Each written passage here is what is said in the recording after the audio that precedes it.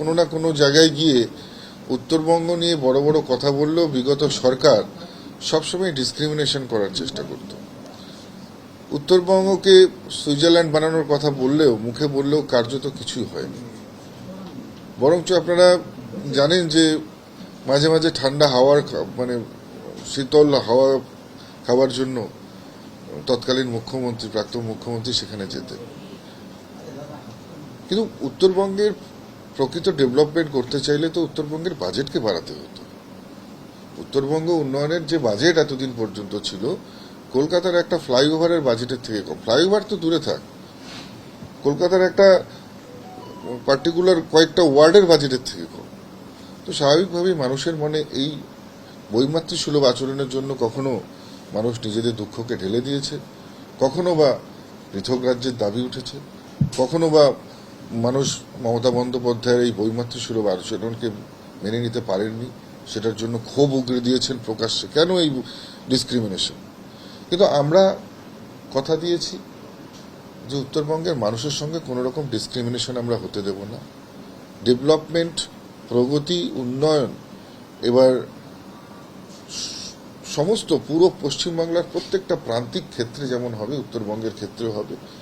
পাশাপাশি আমরা এর আগেই আমরা সংকল্পপত্রে জানিয়ে দিয়েছি যে উত্তরবঙ্গে এইমসের মতন ওয়ার্ল্ড ক্লাস চিকিৎসা ব্যবস্থা যেমন হতে চলেছে, পাশাপাশি আইআইটি এবং আইআইএমসের মতন এত বড় মাপের ইনস্টিটিউট, শিক্ষার ইনস্টিটিউট উত্তরবঙ্গে হতে চলেছে।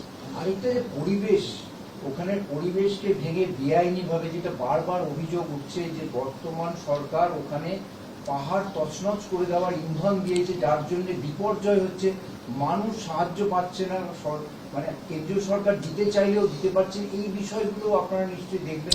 জঙ্গল কেটে দেখুন, প্রত্যেকটা ঘটনায় খতিয়ে দেখা হবে। আমরা দেখেছি যে কথা বললেন যে ডুয়ার্সের জঙ্গল, সেই জঙ্গল কেটে যেমন বিভিন্ন জায়গায় রিসোর্ট বানানো হয়েছে, তেমনি দেখেছি যে খরস্রোতার নদী, সেই নদী থেকে কিভাবে বালি পাথর খনন করে সেখানে মানুষের জনজীবনকে বিপদের মুখে ফেলেছে। আমরা এর আগে মালবাজারের হরপা বাঁধ দেখেছি, দশমীর পুজো বিসর্জনে কিভাবে সেখানে বানে মানুষের বহু প্রাণ চলে গিয়েছে। আমরা দেখতে পাচ্ছি কি করে লাটাগুড়ির মতন জায়গায় ঘন ফরেস্ট, যেখানে আপনারা জানেন যে মানে সাধারণ মানুষ সেখানে, টুরিস্টরা মাঝে মাঝেই সেখানে যায়, দক্ষিণবঙ্গ থেকে সারা ভারতবর্ষ থেকে আসে, সেখানে মানে কিলোমিটারের পর কিলোমিটার জঙ্গল কেটে সাফ করে দেওয়া হচ্ছে, সেখানে রিসোর্ট তৈরি হচ্ছে। তো স্বাভাবিকভাবেই বনের যারা পশু তারা জঙ্গল থেকে বেরিয়ে জঙ্গলে খাবার পাচ্ছে না, তাদের জঙ্গল শেষ হয়ে যাচ্ছে, কোথায় যাবে তারা? যেখানে জনসাধারণের বসবাস সেই স্থানে চলে আসছে, শহরে ঢুকে পড়ছে।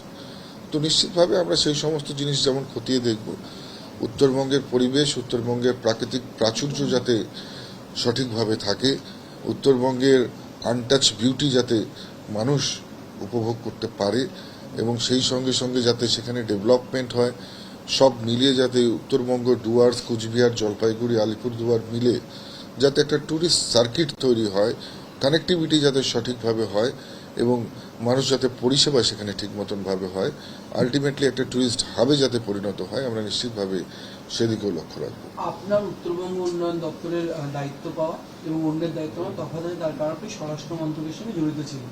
সেই উত্তরবঙ্গের কয়েকটি মুখ্য সমস্যার মধ্যে পড়ে সীমান্ত, চিকেন স্নেক, সেভেন সিস্টার।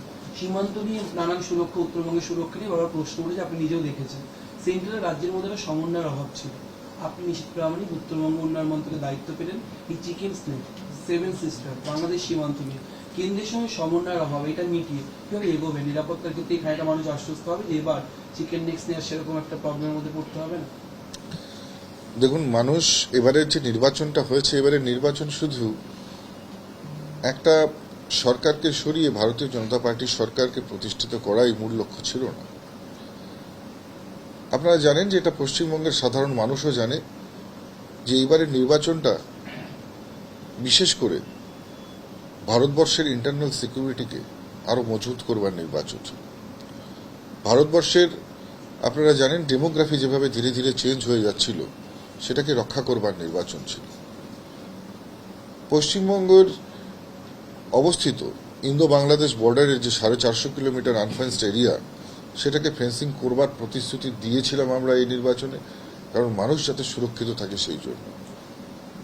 দেখুন, সাধারণ মানুষ এতটা জাগ্রত হয়েছে, জনগণ এতটা জাগ্রত হয়েছে যে তারা কিন্তু সঠিক কারণটা বুঝতে পেরেছে যে কি করে গত কয়েক বছরের মধ্যেই 2014 সালে যেখানে বাংলাদেশের ডিটেনশন ক্যাম্পে চট্টগ্রামের পার্বত্য এলাকায় যেখানে রোহিঙ্গাদের সংখ্যা 20 লক্ষ ছিল, সেখানে এখন সরজমিনে কি করে গিয়ে 1 লক্ষ সংখ্যা হলো।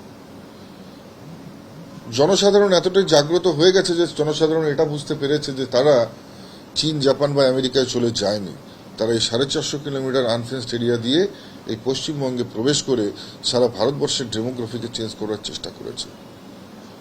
এবং নিশ্চিতভাবেই এই নির্বাচনে মানুষ দুহাত ভরে ভারতীয় জনতা পার্টিকে আশীর্বাদ করে এটা বুঝিয়ে দিয়েছে যে মানুষ সুরক্ষা চায়, মানুষ শান্তি চায়, মানুষ আমাদের দেশের ইন্টারনাল সিকিউরিটি আরো বেশি মজবুত হোক সেটা চায়।